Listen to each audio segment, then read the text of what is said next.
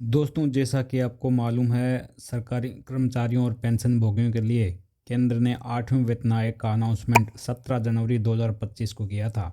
और जैसे ही सरकार ने 8वें वेतन आयोग का अनाउंसमेंट किया, सभी कर्मचारी और पेंशन भोगी यही जानना चाहते हैं कि आखिर उनकी सैलरी और पेंशन में कितनी बढ़ोतरी होगी, क्योंकि सरकार की तरफ से किसी भी प्रकार का कोई पत्ता नहीं खोला गया है कि सैलरी में किस प्रकार फिटमेंट फैक्टर होगा और कितनी बढ़ोतरी होगी।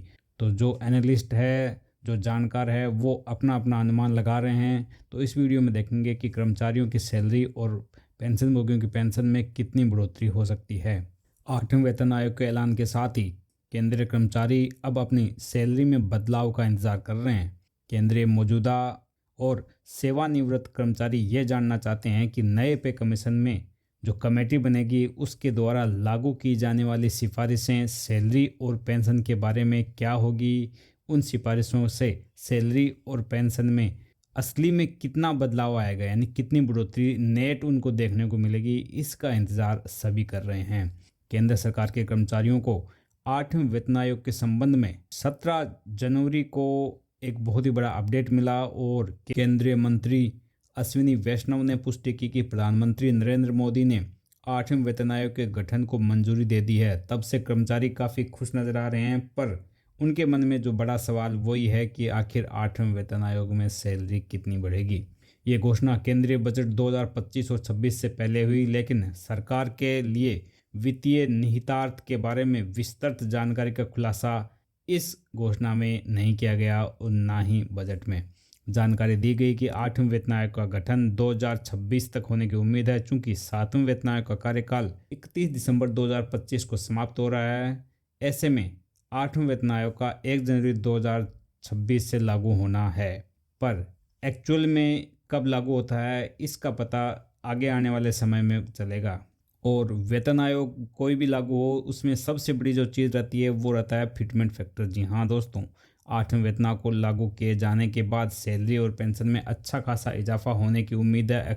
जानकारों का अनुमान है कि फिटमेंट फैक्टर 2.28 से 2.86 के बीच तय किया जा सकता है, जिसका मतलब है कि सैलरी में 40 से 50% की बढ़ोतरी देखने को मिल सकती है। जानकार ये भी मानते हैं कि फिटमेंट फैक्टर 2.6 से 2.85 के बीच रह सकता है, जिससे सीधे तौर पर केंद्रीय कर्मचारियों की रिवाइज्ड बेसिक सैलरी और बेसिक पेंशन कैलकुलेशन है वो बढ़ जाएगी।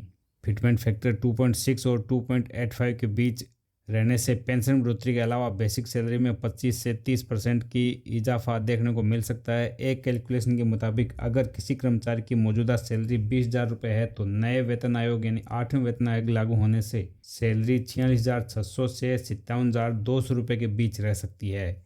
इसके अलावा न्यूनतम बेसिक सैलरी बढ़कर 40,000 रुपये होने का अनुमान है। इसके अलावा अन्य भत्ते हैं वो भी बढ़ेंगे। परफॉर्मेंस बेस्ड जो बोनस है वो भी मिलेगा। सरकारी कर्मचारियों को वर्तमान में 7वें वेतन आयोग के अनुसार भुगतान किया जा रहा है। प्रस्तावित फिटमेंट फैक्टर बढ़ने से उनकी कमाई पर सीधा असर पड़ेगा। एक उदाहरण के तौर पर यदि फिटमेंट फैक्टर 2 किया जाता है तो मूल वेतन 18,000 रुपये से बढ़कर 36,000 रुपये हो जाएगा, जो कि 100% की वृद्धि है। इसी तरह फिटमेंट फैक्टर 2.08 होने पर न्यूनतम वेतन है वो 37,400 रुपये तक बढ़ जाएगा, जो 108% की वृद्धि को दिखाता है। पेंशन भोगियों को भी इसका सीधा फायदा होगा। न्यूनतम पेंशन संभावित रूप से 9,000 रुपये से बढ़कर 18,720 रुपये होने वाली है।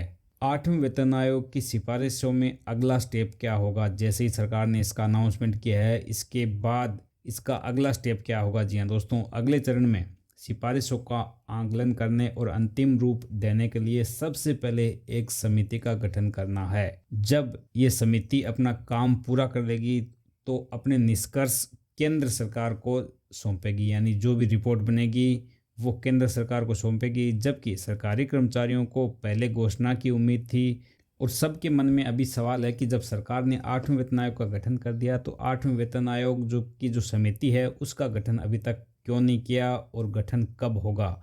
जी हाँ दोस्तों, पुराने डाटा के आधार पर ये उम्मीद की जा रही है कि 8वें वेतन आयोग की समिति का गठन फरवरी माह के अंत तक किया जा सकता है।